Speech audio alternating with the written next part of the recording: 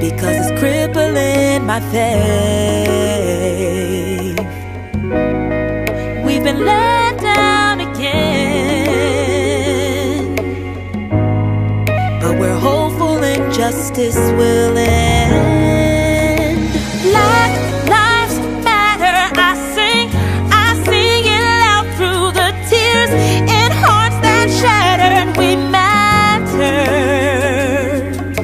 Black lives matter, we sing it loud through the tears in hearts that shattered. We matter. We matter, matter, matter. We matter, matter. Oh, freedom. Oh, freedom. Oh, freedom. Oh, freedom. Today will be the day. We will stand for what is righteous, and with truth on our side, we must lift our voice and say, Black lives matter. We sing it loud, standing proud. I stand empowered. We matter. Black lives matter. We sing it loud, standing proud. I stand empowered. We matter. We matter, matter, matter. We matter, matter. Oh, freedom. Oh, freedom. Oh, freedom. Oh, freedom.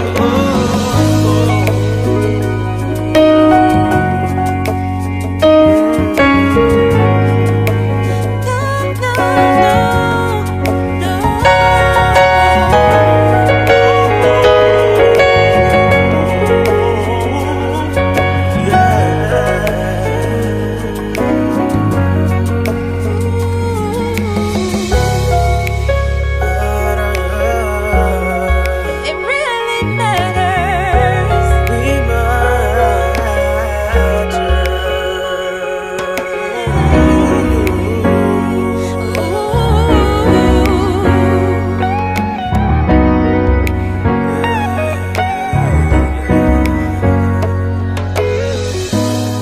I wish it all would fade away.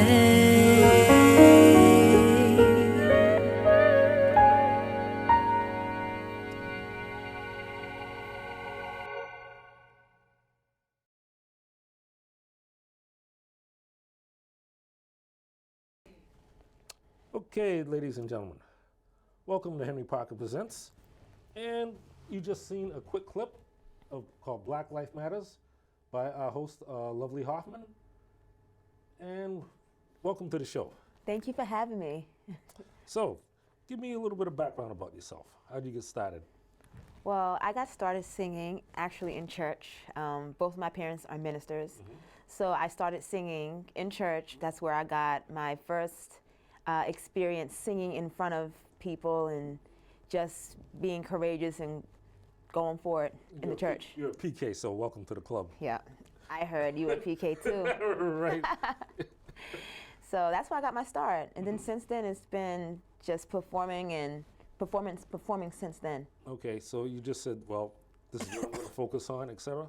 Yeah. Now, obviously you've done gospel music. Yes. Now, how do you bridge the gap between gospel music and popular music, etc.? Well, gospel music, I'm an R&B vocalist and songwriter, singer. But gospel music is very similar in a lot of ways to R&B music. Okay. I would say that R&B music is a derivative of gospel music. So it was definitely, the songs that I write is definitely inspired by gospel music in terms of the sound. But I mean, I write songs about love, I write songs about people's experiences. I write songs about hope. I write just songs that people can relate to and that kind of cover the array of the human experience. Now, next question. Coming from a religious background, Yes. I notice most of your work is deals with social. Obviously, that played a big part, right? Yeah. Can you want to speak on that a little bit? Because I noticed when I looked at your bio, Yes. you did have things like on housing, etc. Yes. Yeah. How did you happen to get into that particular aspect? But housing?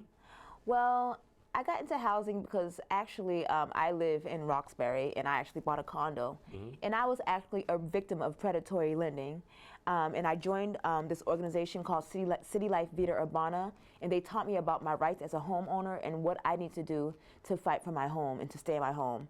And I also learned that many other people in my community would experience the same, were basically victims of predatory lending. So it was through my experience working with City Life, working with people in the community, that I learned the importance of people knowing their rights as homeowners, and also learning the importance of people coming together around a common goal and to fight for things that is rightfully theirs, especially housing, because housing is a human right. Everyone should have a home to live in. Because I notice you mix your passion for singing and acting in with social issues of the day, which is... Absolutely. Absolutely. Well, I just think it's important that an artist creates music that reflects the time, and not only things about like love, which a lot of R&B performers write about, but also to write about the things that people experience on a daily basis. Now, how did you get into acting? Was that just a natural progression? Well, I'm actually a musical theater performer, and it kind of goes hand in hand. Even when you're on stage, when you're on stage and you're performing, you're not necessarily acting, but you're kind of like putting yourself out there. And when I perform a lot of times, when I act a lot of times, the productions that I'm a part of are often stories that I can connect to or relate to in some shape or form. So, now, do you find being in the entertainment field, you have to be multi-talented? I think so. I think that you have to be multi-talented because you have to figure out different ways to kind of like help allow your audience to connect with you. So being a singer, being a musical theater performer, being a songwriter, being a composer, that helps. It makes me well-rounded, and it's also like something that I enjoy doing. Now, I don't want to jump around too much. It's sort of hard to focus, right? Yeah. This is a dream That's come true having you on my show. Well, I'm just happy to be here. What's your opinion of the Black Lives Matters, I'll call it a movement? The Black Lives Matter movement, I think that it was a movement it's a movement that's necessary, and I think anytime you have young people and people coming together around something like injustice, to fight for injustice, I think that it's important that we hear the cries of the people, and I think it's important that we listen to them because the movement came out of a need. And just like any other movement, I think it's important to listen to what people have to say. And anytime people are doing something about wrong, I think that people should be open to it. And because that's what we should do as human beings. And that's what motivated you to do the video? The Black Lives Matter video. No. I mean, the movement and also the different things that were happening in our society around gun violence, around police brutality, around police murders of young people in our community, and just people in our community in general. When these things happen and when you hear them on the news, for me, it breaks my heart to hear the things that are happening, especially in this day and age when we're supposed to be so-called post-racial society, which is absolutely not true, but nonsense, but that's another story. But as some people would say, these things should not be happening in this day and age. And I was deeply hurt by the things that I'm still deeply hurt about the different things that are happening still. So my way of dealing with that and my way of like doing something about it is actually writing music where people can connect to, people can listen, people can feel, and people can just kind of like just be part of what's happening and not isolate themselves. Now, is there any sort of a process that you go through to take a concept to put things together? Yeah, that's a good question. So for Black Lives Matter and the things that are happening with our people in our community. For me, the process varies. Like sometimes it's me like just hearing a melody in my head and starting with that. And sometimes it's with me just writing down what I'm feeling and making a melody to that. Do you keep like pencil and paper with you, so if you hear some lyrics pop in your head? I definitely keep my phone on me. So not necessarily paper and pencil. But I'm old school. But I definitely keep my phone on me because for melodies I have to I've dated myself. That's okay. So with my phone, I actually record my melody. Like I have a recorder on there, so I'm actually able to record like my thoughts. Because if I don't, I forget. So I have to record it. Or I also have a notepad on my phone. And I'll write down what I'm thinking. So, and I have a notepad and pencil. Now, on a lighter note, in terms of being an actress, yes, your body work is off the chart. Folks out there, let me read some of this off. You in The Color Purple. Yes. And you played, was it Celie, right? The Yes. lead character? Yes, sir. Okay. Little Shop of Horrors. A lot of fun, yes. Okay. Ain't Misbehaving. Yes, a lot of fun. Great era, great music. Hairspray. A lot of fun. And Hair. Hair, yeah. Now. A couple of others, but those are some of my favorite. Yeah. Now, tell me about some of your most memorable incidents with some of those. Well, I love Little Shop of Horrors because it's a lot of fun. It's kind of like a sci-fi musical. It was Tashina Arnold and Tisha Campbell was in it when it originally came out as a movie. Do you know they are? Yeah. So I had the opportunity to perform that at New Repertory Theater a couple of years ago, and I had so much fun. It was like one of the funnest musicals that I've ever performed in. But one of the interesting things that happened on stage, I would say, is I had a wig on.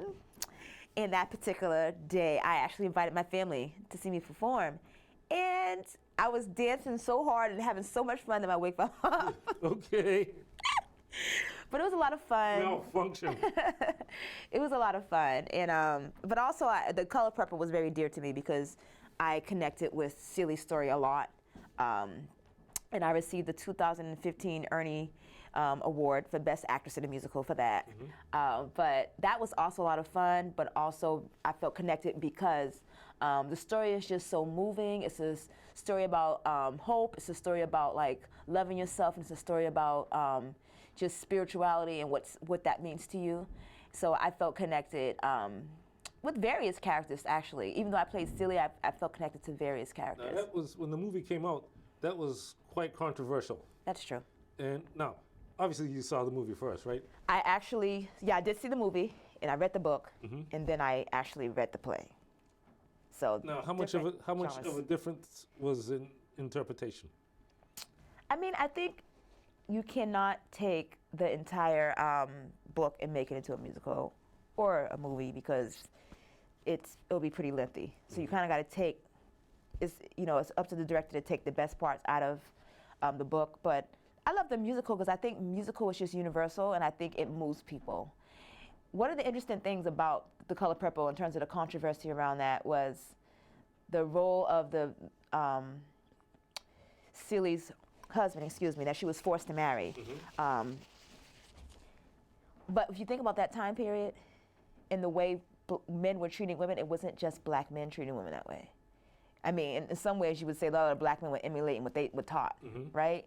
But it's a real story, and I feel like when when I read Alice Walker, when I researched her and how she came up with the ideas behind The Color Purple, and she actually talked about how a lot of those stories are stories that she heard about that were in her family or family friends. So that she kind of fused those stories together to make The Color Purple. But a lot of the stuff that happened did happen.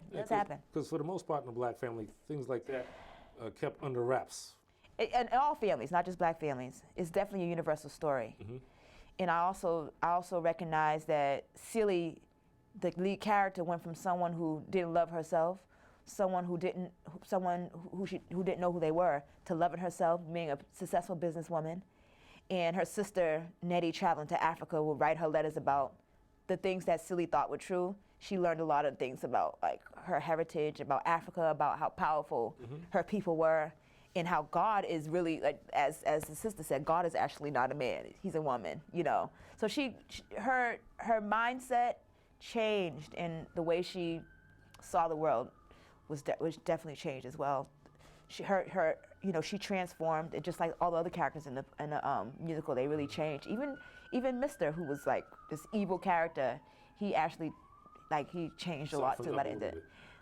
Now, in your travels, how is that? Obviously, I know you've traveled. I traveled with you. Right. We traveled together. Right. How has that impacted your work? I mean, this impacted my work greatly to definitely see the world beyond my frame of Boston, my neighborhood, but to actually just see how similar people are. You know, how we are similar as human beings, but also allow me to see the beauty of the world and help me. It really just motivates me to be a better human being because of the things that I've seen, the people I've met, the stories that I've heard from people. It also helped me write. You know. Now, what about the kids you work with? Oh, the children I work with? Oh, they're great. They really inspire me, keep me energized, keep me young. But they also inspire me to kind of as an artist, understand that my work should be about the full human experience, right? So that's why I write songs like Black Lives Matter, to encourage children to think about the things that are happening today and the things that they can do to make change in their community. I write songs about Kwanzaa, right? So that they can learn about the Nguzo Saba and to be able to use our heritage as a way to empower them. So. Now, what are your plans for the future? What's on deck? Well, right now I've been doing a lot of writing. I'm hoping to release an EP, hopefully in the spring, if not in the early summer. I'm also working on a one-woman show. I won't reveal what it's about, but she's very inspirational. Advertise it, folks. When we put the ad up, be there or be square. Absolutely. But so just continuing to write, and just work on the things that I'm passionate about, because I think it's important as an artist, like you were saying, that to be well-rounded and to be able to create work for yourself that's meaningful for you, and not necessarily wait around for people to create stories for you to be part of. Yeah, so I find myself, even as an artist in Boston, looking at auditions, and some of the auditions I'm excited about, but too many of them I'm not really excited about, the stories that are told. And so why not create my own stories, right? Right. Now, what is it like to be, I know they say New York and California are a hotbed for, actors and actresses. What's it like around here? Well, I think it's also, Boston's actually a great scene for actors and actresses and performers, because it's kind of a tight-knit, close community. So actually, many actors from New York, when I was in The Color Purple, there were many actors who came from New York to be part of the production that I was part of. See, that's something you never hear around here. Some artists came from New York. They came from as far as Memphis, Tennessee. Wow. So yeah, they had auditions throughout the country. So yeah, I think that many artists in Boston who perform, especially in theater, they would tell you that Boston is a great place to perform. But it's also close to New York. So if you want to go audition in New York, you can. Now, have you done any work in New York at all, or you just basically stay based around? I usually stay. I've stayed all throughout Massachusetts, so not just Boston. I performed in Waltham. I performed in Beverly. I performed in Boston, but I've also gone to New York and experienced that, the audition in New York. And when there are things that come up that I'm interested in, I do make my way out there to audition. Now, what about your vocal career? So you said my vocal career. Well. Because I noticed you had a song that was made the top 10 for the college circuit. Yeah, that was a song I wrote called Can't Wait. It definitely made the top 10 college charts. And I'm still continuing to write music. Now, do you have your own backup band, etc.? I do. When I perform, make my phone call, people come out, and yeah, absolutely. I've been doing a lot of theater lately, but I'm right now, I'm actually in the studio right now, writing a lot of music, bringing musicians in, some of the best in Boston to come in and. Great.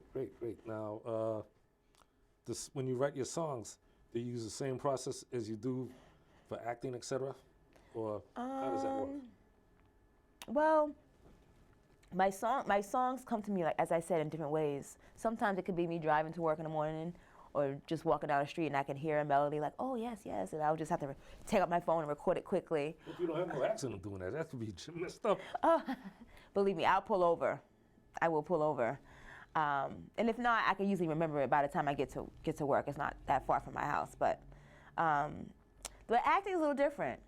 A lot of times I'll pull in my husband, my sister, and I'll have them read the lines of the other actor just to help me with my lines. Now, do you continually, after you write something down, do you like continue to like synthesize it, break it down, edit it, etc.?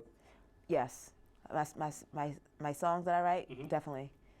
If something doesn't sound right, or even if there's like a vowel sound I like if it's gonna be a E, but I don't know the word, I can just say E, and I know if I'm thinking about it, okay, maybe it's gonna be dream, maybe it's gonna be, I don't know, but a lot of times if I don't know the actual words, I'll just make the sound and come back to it later. But there are some songs that I started writing, I'm like, you know what, it has not come to me, I'm gonna actually put this down and come back to it. That was my next question, so that takes care of that. I do that often. Okay, well, Lovely, it's been a pleasure having you here. And is there anything you'd like to say, any parting message? Absolutely. Well, make sure you check me out at loveleyhoffman.com on my website. And also, you can check me out on Twitter and Facebook. I would love to hear from you all. My latest song that's coming out is a Kwanzaa song. It actually was released today, so check it out. It's one of the first of its kind. Great. There are many songs written about Kwanzaa, but the music video that I did is one of the first of its kind because you hear a lot of Christmas songs, even Hanukkah songs, but not a lot of Kwanzaa songs. And with that, folks, we're out.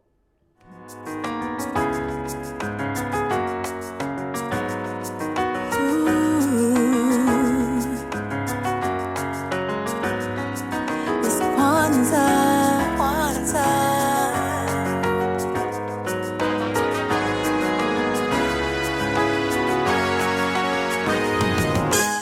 It's a holiday, come on, celebrate and rejoice. It's Kwanzaa, spreading unity in our families and communities. It's Kwanzaa, because our legacy makes us so strong. Yeah, yeah. So let us come together to celebrate this season of Kwanzaa. It is Kwanzaa, it's time to celebrate and move so sober.